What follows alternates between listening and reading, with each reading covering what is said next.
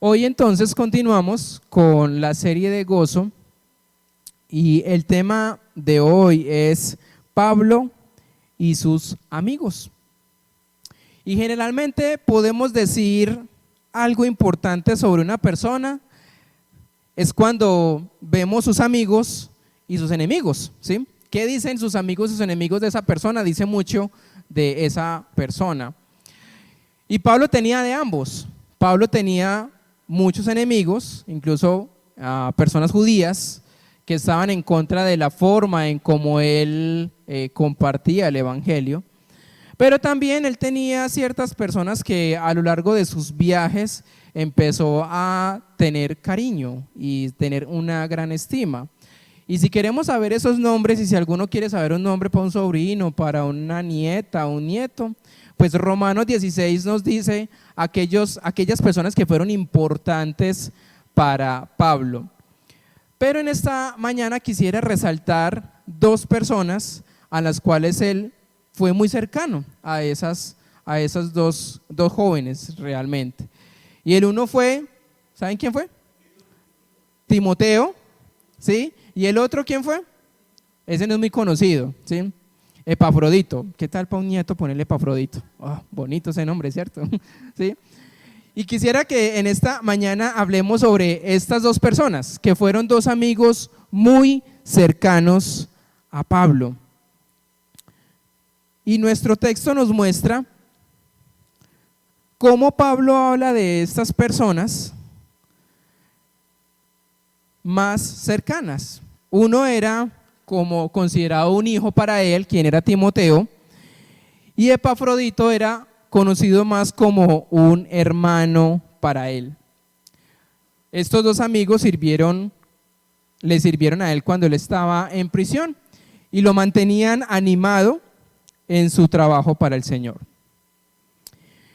Y quiero hacer algunas preguntas para cada uno en esta mañana.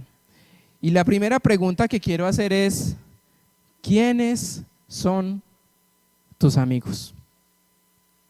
¿Cómo responderías a esa pregunta? ¿Quiénes son tus amigos? Tus amigos son importantes porque todos tendemos a volvernos como ¿quiénes? Como nuestros amigos. Hay una frase muy conocida que dice, dime con quién andas. ¿La has escuchado? ¿Sí? Dime si andas con personas que se quejan todo el tiempo y ¿qué va a pasar? Nos vamos a empezar a quejar todo el tiempo. Si andamos con personas que todo el tiempo son egoístas, pues vamos a tender a ¿qué? A ser egoístas. Si andamos con personas que son generosas, que son amables, bondadosas, va a empezar en nosotros ese sentir de querer hacer lo mismo. Si andamos con personas que les gusta hablar todo el tiempo, pues entonces vamos a tender a hablar todo el tiempo. Dime con quién andas y te diré quién eres. Y eso es lo que pasa muchas veces con las personas más cercanas que tenemos. E incluso en el matrimonio, de estar tanto en el matrimonio, uno ya se va pareciendo a la otra persona, en conductas, en formas de decir, formas de actuar, reacciones. ¿Cómo? Gustos, ¿sí? Dime con quién andas y te diré quién eres. Un escritor dice que un hombre cristiano necesitaría 3 hombres en su vida: un Pablo, un Bernabé y un Timoteo.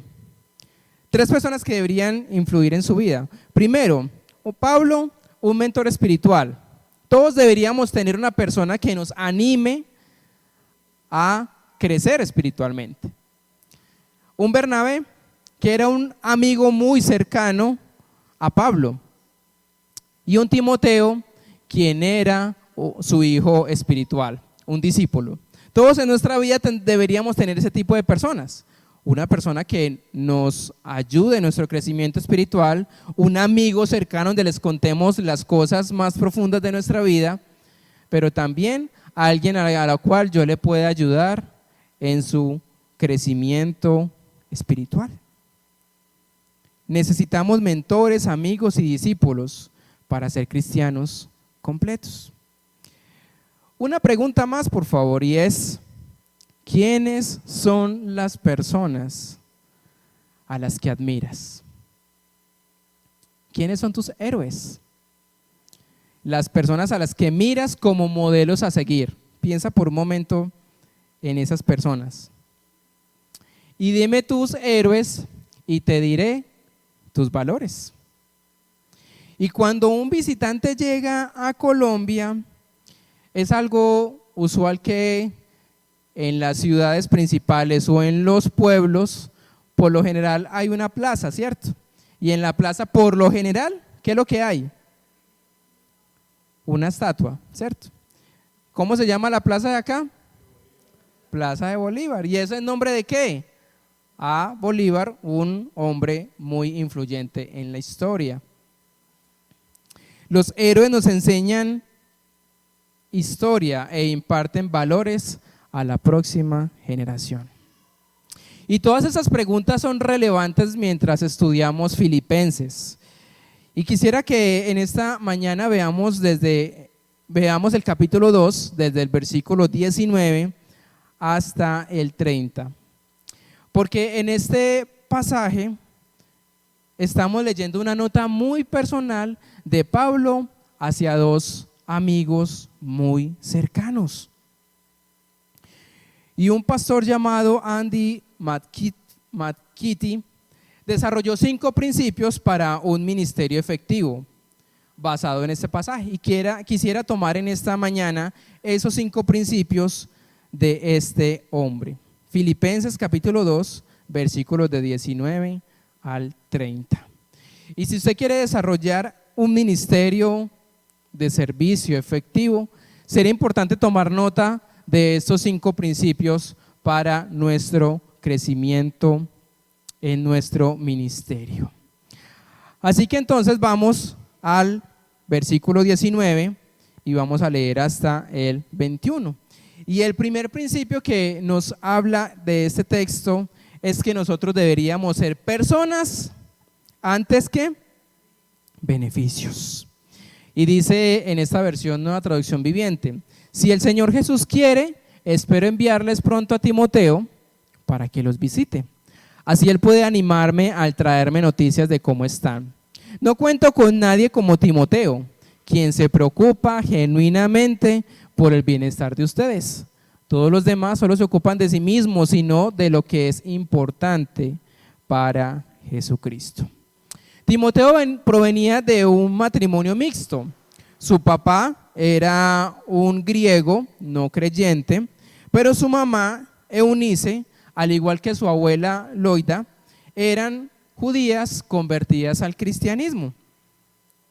Y con el tiempo, Pablo llega a confiar en este joven Timoteo, un hombre apasionado por Dios. Y lo que nos dice Pablo es que este era un hombre que no se interesaba por su propia vida, sino que se interesaba por los demás, ¿sí? Y aquí resalta Pablo la importancia de este joven Timoteo, donde dice, él no miraba su propio beneficio, él miraba cómo poder ayudar a las demás personas. Y por eso es que nosotros en nuestra vida cotidiana necesitaríamos ser primero personas antes que buscar, bueno, ¿y qué me van a dar? ¿Y cuál es el beneficio de lo que yo voy a hacer? Mire que Timoteo lo que hacía era sin esperar algo a cambio. Y Pablo confiaba en Timoteo tan completamente que se convirtió en una especie de suplente de apóstol. Era su mano derecha. Y la mayoría de las cartas de Pablo hace mención a su hijo Timoteo, un hijo espiritual, un hombre que era fiel, un hombre disponible y un hombre que era enseñable. Y mire cómo dice el verso 20: no cuento con nadie más, ¿como quién? Como Timoteo, quien se preocupa genuinamente por el bienestar de ustedes. Y cuando Pablo está diciendo que no hay nadie como él, la palabra griega significa que es misma alma. Y donde está diciendo, él es igual a mí, porque se preocupa por los demás. Busca el beneficio de otros y no sobre él mismo. ¿Y cómo vive nuestra sociedad o cómo vive nuestro mundo? El mundo busca vencedores, el mundo busca ganadores, pero Dios busca siervos. Y hoy estamos en época de elecciones. Y al final de esta jornada electoral, lo que la gente comúnmente va a preguntar es ¿quién? ¿Y quién? ¿O quién se quemó? ¿Cierto? Es lo que decimos, ese se quemó, ¿sí? Y eso es lo que la sociedad hoy está esperando. ¿Quién ganó y quién perdió? Pero ¿será que cuando vayamos a la presencia de Dios nos va a preguntar qué ganamos o qué perdimos? Nos va a preguntar ¿tú fuiste un buen siervo? Y como les digo en muchas ocasiones, me encantaría que Jesús diga de mí, buen siervo y fiel. Me encantaría que Jesús diga eso de mí. Y ojalá que también pudiera decir eso de ti. Pero para eso no tenemos que buscar nuestro propio beneficio. Es buscar el beneficio de otros, ayudar a otros a crecer en su vida, en su relación con Dios, a hacer favores sin esperar algo a cambio. Así que olvidémonos de ese récord ganar perdido, porque lo único que queremos escuchar de Jesús es decir, bien hecho, buen siervo y fiel. Así que este primer principio debería ser importante en nuestras vidas, ser personas antes que buscar beneficios. Pero también hay algo importante en nuestra vida y es tener carácter antes que conformismo. Y el versículo 22 al 24 dice lo siguiente: pero ustedes saben cómo Timoteo ha dado muestras de lo que es, como un hijo con su padre. Él ha servido a mi lado en la predicación de la buena noticia. Espero enviarlo a ustedes en cuanto sepa lo que me sucederá aquí. Y el Señor me ha dado la confianza que yo mismo iré pronto a verlos. Y Pablo dice que después de muchos meses, o después tal vez de muchos años, Timoteo aprendió. Y Timoteo, si algún momento puede leer las cartas de Timoteo, él dice, pero es que yo soy muy joven, pero es que la gente no me escucha, es que la gente no hace caso a lo que yo les digo. Pero al pasar el tiempo y de los años, Timoteo, ¿qué fue adquiriendo? Madurez, experiencia. Todos acá fuimos jóvenes, ¿cierto? ¿Y jóvenes qué? Inexpertos, ¿sí? ¿Nos equivocamos? Sí. Y esta mañana hablaba el pastor Horacio sobre algo, que ya ahorita ya tenemos una vida ¿qué? Adulta. Y en la vida adulta ya tenemos experiencia, un poquito más de conocimiento. Pero eso se dio de la noche a la mañana.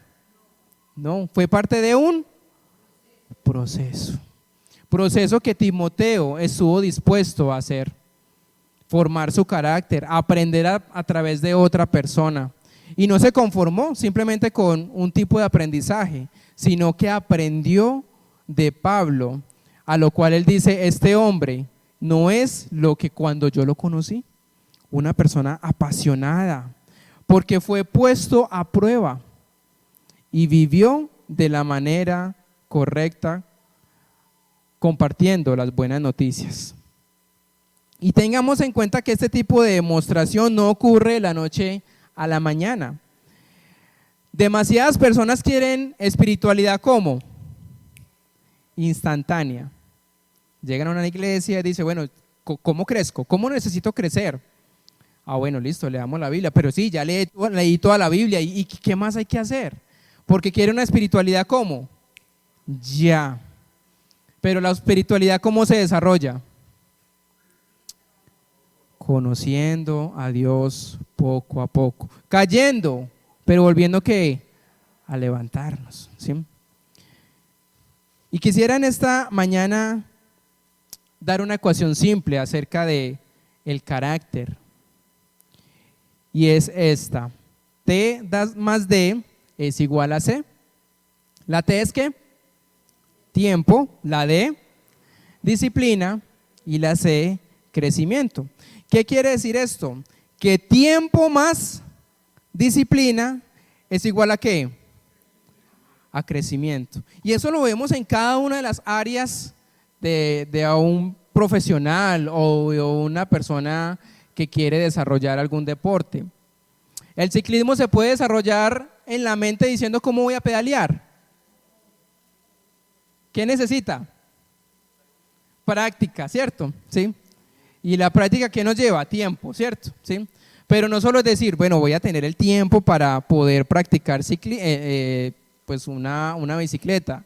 Necesita también disciplina para poder obtener crecimiento. Y eso lo vemos en cada una de nuestras áreas, a nivel profesional, a nivel personal. Necesitamos, para desarrollar algo, necesitamos primero tiempo, pero junto con la disciplina para poder crecer. Y algunos dicen, es que yo quiero tener una relación más profunda más con Dios, yo quiero enamorarme más de ti, Señor.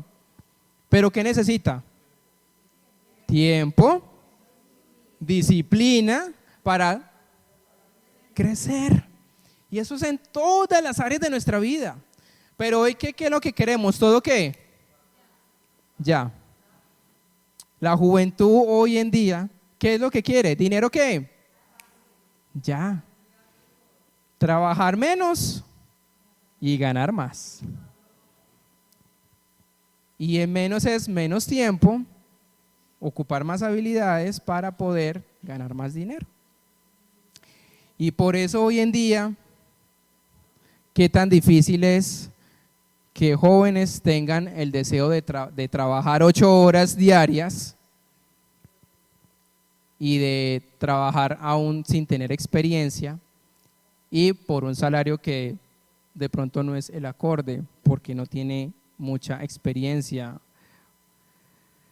Entonces esta fórmula funciona en todas las áreas de nuestra vida.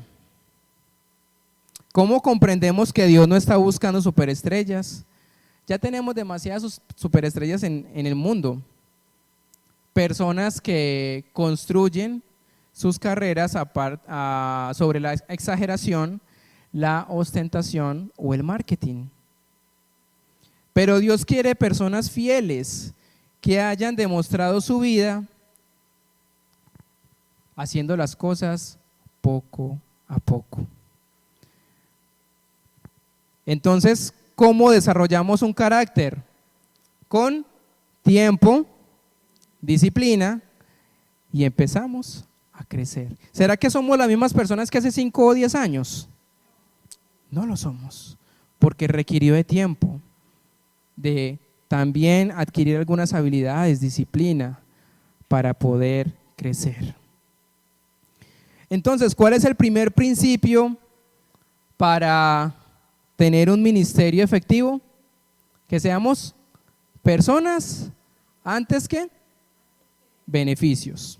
El segundo principio es desarrollar carácter antes que conformarnos, ¿sí? Y esta mañana cantábamos, no me quiero conformar, ¿cierto? Hemos probado más de Dios y queremos aún más. Y eso es lo que Jesús también quiere de nosotros, que desarrollemos carácter y no conformarnos con una espiritualidad que ya hemos adquirido. Número 3, trabajo en equipo antes que competencia. Entonces ya hablamos de su primer amigo, que fue Timoteo. Ahora vamos a hablar de su segundo amigo, quien es Epafrodito. Mientras tanto, pensé que debería enviarles de vuelta a Epafrodito. Él es un verdadero hermano, colaborador y compañero de lucha. Además, fue el mensajero de ustedes para ayudarme en mi necesidad. Y Epafrodito era un líder de la iglesia en Filipo. Él fue enviado por la iglesia para ayudarle a Pablo allí en Roma. Y su nombre no se menciona en ninguna otra parte del Nuevo Testamento. No parece haber sido un super predicador, pero se ajusta al molde de como un líder de una iglesia, como anteriormente se llamaban, o otras personas usan ese nombre de diácono. ¿Conocen ese nombre de diácono? ¿Sí? Es una persona que es un líder influyente en las decisiones de la iglesia. Entonces dicen que este hombre Epafrodito fue enviado de Filipo a Roma para ayudar a Pablo en las labores del ministerio. Y Pablo usa 3 términos para describir a Epafrodito. ¿Qué es lo que dice? Que era un verdadero ¿qué? Hermano, pero no era sino un hermano, sino un colaborador, y era un compañero de lucha. Pablo usa esos 3 términos para describir de esta manera. Hermano, que era un miembro de su misma familia, o sea, era un hermano, un creyente en la fe. Pero no solo se conformó con ser un hermano, un creyente en la fe, también era un colaborador, o sea, una persona que ayudó en el ministerio que él desarrollaba. Pero no solo era una persona, un igual que él en el trabajo de equipo, era un compañero de lucha y era una persona guerrera por la misma causa. No miraba lo suyo, sino que miraba lo de los demás. Y el versículo 25 contiene un término más que podría tal vez perderse, y el 25 nos habla de: Epafrodito es mi hermano en Cristo, buen colaborador y compañero de lucha en el ejército de Cristo. Me lo enviaron cuando más ayuda necesitaba. Y enviado quiere decir un mensajero, como también se podría traducir como un apóstol. Los apóstoles que eran personas enviadas para predicar el evangelio.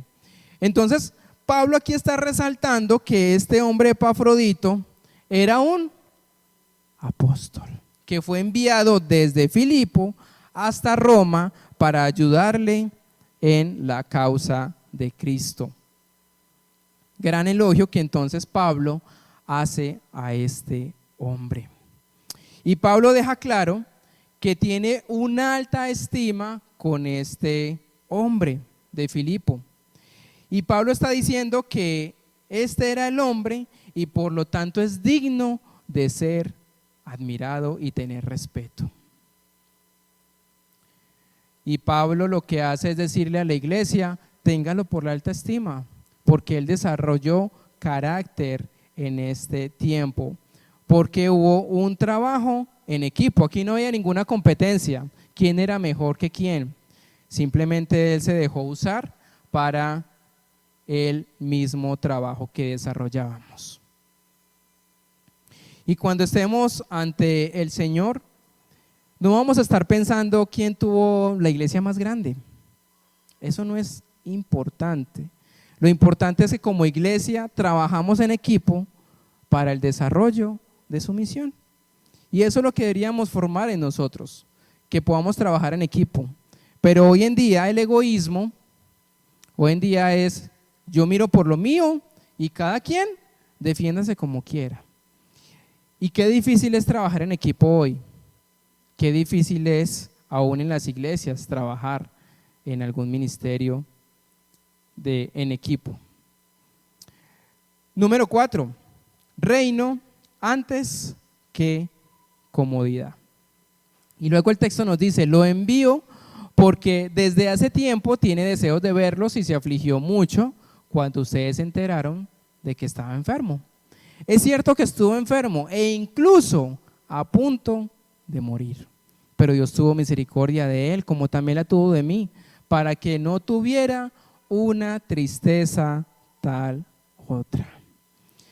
Y este hombre desarrolló un espíritu de reino antes que comodidad. ¿Y por qué lo digo? Porque viajar de Filipo a Roma no era nada fácil. Eran aproximadamente 1.300 kilómetros que había que atravesar el mar Mediterráneo. Es como hoy decir que vamos desde Pereira hasta Punta Gallina. ¿Sabe dónde es Punta Gallina? La Guajira. ¿Cuántas horas se demoraría usted en carro para llegar hasta allá? ¿Sí? Bueno, nosotros hicimos ese viaje hace algún tiempo y es una experiencia, pero digo, yo no lo vuelvo a hacer. Es bastante lejos, muy bonito, pero es como para conocer una vez en la vida. Pero en ese tiempo, pues este hombre viajaba era en barco, 1.300 kilómetros. ¿Cuánto tiempo cree que se demoró en viajar, en llegar desde Filipo hasta Roma? Pero a este hombre no le importó el hacer ese gran viaje. Pero el texto nos dice que cuando Epafrodito llega a Roma, ¿qué es lo que pasa? ¿Qué pasa con él? Se enferma, ¿sí? Algo como la fiebre romana. Y esta fiebre romana cobró muchas vidas en ese momento. ¿Cómo se sentiría uno después de un viaje tan largo, emocionado para llegar a ayudar a otro y se enferma? Y no solo se enferma, sino que estaba a punto de ¿qué? De morir. Algunos en ese momento dirían, oiga, pero yo ¿por qué entonces me vine a esto? ¿Estaba mejor dónde? En mi casa.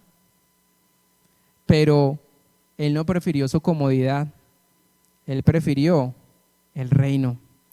Y Epafrodito enfrentó todos los peligros de viajar sin los beneficios de la medicina moderna. Y como resultado, la enfermedad que contrajo casi le quita la vida. Y cuando los filipenses se enteraron, ¿qué pasó? Estaban preocupados y enviaron un mensaje a Roma, pero no es como un mensaje de WhatsApp que le llega automáticamente. Las cartas se demoraban hasta meses. Entonces, ¿se imaginan llegar y él escribir, vea, estoy enfermo, estoy pasando por tal situación? Y luego llega después de meses, pero no saben que en esos meses él ya ha podido poco a poco recuperarse, pero entonces llega la carta a Filipo y dice, este hombre está muy enfermo, no, ¿qué vamos a hacer? ¿Cómo lo ayudamos? Pero es que está muy lejos. Entonces vuelven y le mandan otra carta diciéndole, bueno, ¿cómo está? ¿Si está vivo, no está vivo? ¿Qué ha pasado con él? Y pensémoslo por un momento. Epafrodito se fue de casa, hizo un peligroso viaje a un país desconocido, con una nueva cultura donde estuvo expuesto a una enfermedad mortal. Y si en algún momento ha viajado fuera del país, es importante tener claro que pues a donde uno vaya está expuesto a cualquier enfermedad, a cualquier tipo de comida que no le caiga muy bien por el tipo de cultura, y en algún momento nos podemos enfermar. Tan fácilmente como eso, a tal punto de llegar a morir. Y uno va de vacaciones, muy contento, muy chévere, pero está expuesto en otro lugar. Y este hombre Epafrodito se va lejos de su familia, de sus amigos, y casi muere. ¿Por qué se pondría en tal posición? No tiene ningún sentido humanamente hablando, ¿verdad? Creo que solo lo hay una explicación. ¿Cuál es la explicación? ¿Por qué creen que lo hizo él? Ajá. Porque para él lo principal, ¿qué era? El reino. Antes que su comodidad. Él podía haber dicho, pues que manden a otra persona. ¿Por qué tengo que ser yo? Y lo hizo por Cristo y su reino. Lo hizo por causa de Jesús. No hay ninguna otra explicación. Epafrodito se había puesto en el camino del peligro y el daño lo había golpeado de frente. Una pregunta más. ¿Hasta dónde estás dispuesto a llegar por Cristo? ¿Y tú cómo responderías a este anuncio? Se busca un suplente misionero que ha viajado mucho, pero es propenso a tener demasiados problemas. Debe ser capaz de sufrir enfermedades sin quejarse, viajar a países lejanos y estar separado de sus seres queridos por largos periodos de tiempo. Enseñar y ser enseñado, para evangelizar, organizar y ser flexible cuando nada sale bien. Debe soportar salarios bajos, largas horas de trabajo, altos niveles de estrés y una oposición intensa. A menudo va a ser atacado o atacada. Ocasionalmente va a ser apedreado o apedreada. Va a ser golpeado semanalmente. De vez en cuando lo van a arrestar. Los solicitantes interesados deben comunicarse con el apóstol Pablo. ¿Quién responde a ese anuncio? Y podríamos decir, esto es ficticio. El anuncio es ficticio, pero es algo real. Y Dios está buscando personas que se interesen más por el reino que por su comodidad. Que eso lo hagan otros, para eso otros se preparan.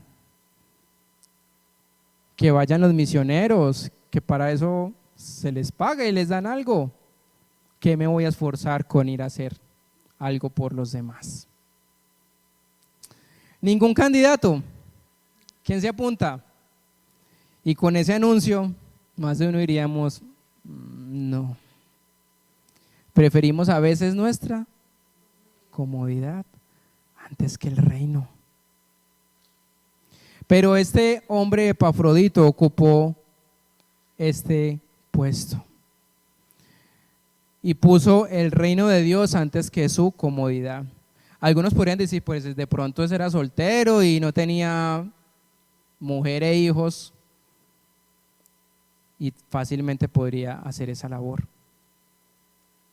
Pero seamos realistas, pocos estaríamos dispuestos a dar ese paso. Que el Señor diga, ¿a quién iré? Y que algunos puedan decir, heme aquí, Señor, aquí estoy. Pocos podríamos hacerlo. Y número 5, servicio, antes que seguridad. Y el versículo 28 al 30 dice, así que estoy aún más ansioso por enviarlo de regreso a ustedes, porque sé que se pondrán contentos al verlo. Y entonces ya no estaré tan preocupado por ustedes. Recíbanlo en el amor del Señor y mucha alegría, y denle el honor que una persona como él merece. Pues arriesgó su vida por la obra de Cristo y estuvo al borde de la muerte mientras hacía por mí lo que ustedes no podían hacer desde tan lejos. Así que el mensaje es simple. Pablo está enviando a este joven Epafrodito de regreso a su ciudad, a pesar que él lo necesitaba en Roma, porque había mucho por hacer allí. Pero él reconoció su servicio y reconoció que también la iglesia de Filipo lo necesitaba allá. Y lo hace porque no quiere que la iglesia de Filipo se preocupe más por él. Y el mensaje es claro, ustedes tienen un gran hombre allá. Y a veces las personas tienen que salir de su ciudad para que las mismas personas cercanas los valoren. ¿Es así? Hay veces uno tiene que salir también de la ciudad para valorar lo que tiene. A veces salimos de casa casados y cuando estamos por fuera decimos, uy, nuestros padres como hicieron bastante por nosotros. Y a veces no valoramos mientras estamos en algún lugar. Y por eso Jesús decía, nadie es profeta con honra en su tierra. Y eso ha quedado a entender que cuando estamos en un lugar y una persona se empieza a levantar en el liderazgo, decimos, pero esa persona ¿qué va a ser capaz de desarrollar liderazgo? Pero cuando sale y otras personas ven el liderazgo, la formación, a veces dice, y esa persona tenía todas esas capacidades. Y a veces no valoramos lo que tenemos enfrente. Por eso Pablo les dice a esta iglesia, ustedes tienen un gran hombre allí, valoren lo que él hace y asegúrenle de mostrarle un gran aprecio. ¿Notan lo que dice el versículo 30? Pues él arriesgó su vida por la causa de Cristo. Y el verbo griego es, espero leerlo bien, paraboleumai. Paraboleumai, que significa exponerse al peligro, al riesgo o al juego. Y se usaba con personas que estaban expuestas a un peligro. Es como los luchadores que estaban expuestos en un juego para arriesgar sus vidas. Y en la época de Constantino surgieron varios hombres y mujeres cristianos que se autodenominaban los parabolani. Y estos hombres se hacían llamar así los que se arriesgan. Y eran hombres y mujeres que atendían a los enfermos, a los encarcelados y a los marginados. Y se aseguraban que los mártires recibieran un entierro honorable. La historia nos dice que eran considerados un grupo extraño, excéntrico y algo llevados al límite. Los parabolani, los que se arriesgan. ¿Qué estás dispuesto o dispuesta a arriesgar por Jesús? ¿Cuándo fue la última vez que te saliste de tu zona de confort por causa del Evangelio? Y es no sé si llamarlo de esta manera, la maldición del cristiano occidental, que hemos construido una cultura cristiana que nos impide arriesgar. En nuestra cultura, ¿qué arriesgamos por ser cristianos? ¿Qué arriesgamos? Nada. Pero si nos vamos para Oriente, para Asia, allí sí hay personas que arriesgan su vida. Son parabolani, personas que arriesgan por decir que son cristianos. Pero en nuestra cultura occidental, pues, ¿qué hay por arriesgar? Absolutamente nada. Si vas con una Biblia en la calle, ¿qué es lo máximo que te van a decir? Evangélico. Pero te van a apedrear, van a sacar un cuchillo, decir usted por qué tiene una Biblia en la mano. No. Y nos hemos conformado con un cristianismo que no arriesga. Y a veces pienso que no arriesgamos es porque tenemos miedo a perder nuestras ventajas. Pero hay un hombre llamado Oswald Chambers quien dice lo siguiente, y con esto voy terminando en esta mañana. Cuando temes a Dios, no temes a nada más. Mientras que si no temes a Dios, temes a todo lo demás. Vuelvo y le repito. Cuando temes a Dios, ¿qué va a pasar? No temes a nada más.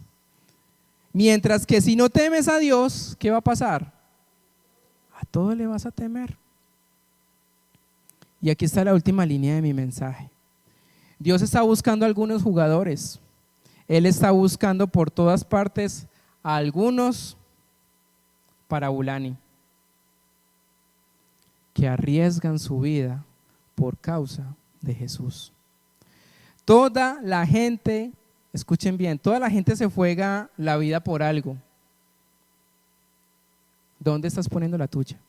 ¿En qué estás poniendo en juego tu vida? Y con eso termino entonces en esta mañana. 5 principios que nos van a ayudar a desarrollar un ministerio o un servicio efectivo. ¿Cuál es el primero? Personas antes que beneficios. Segundo, carácter antes que conformismo. Número 3, trabajo en equipo antes que competencia. Número 4, reino antes que comodidad. Y número 5, servicio antes que seguridad. ¿Y será que a veces hacemos todo lo contrario? Primero mi beneficio antes que las personas. Ya me olvidó la segunda. Ya, somos conformes antes que desarrollar carácter. La tercera es, pienso en mí antes que en trabajar en equipo. Me cuesta a veces trabajar en equipo. Número 4, Prefiero mi comodidad antes que el reino de Dios. Y lo quinto, busco mi seguridad y ahí sí ya puedo servir a otros. Padre, en esta mañana te pedimos que nos permitas desarrollar estos principios en nuestra vida. Así como la semana pasada hablamos sobre 5 compromisos que son importantes para nosotros, permítenos en nosotros desarrollar estos principios de vida. Señor, perdónanos porque somos muy egoístas.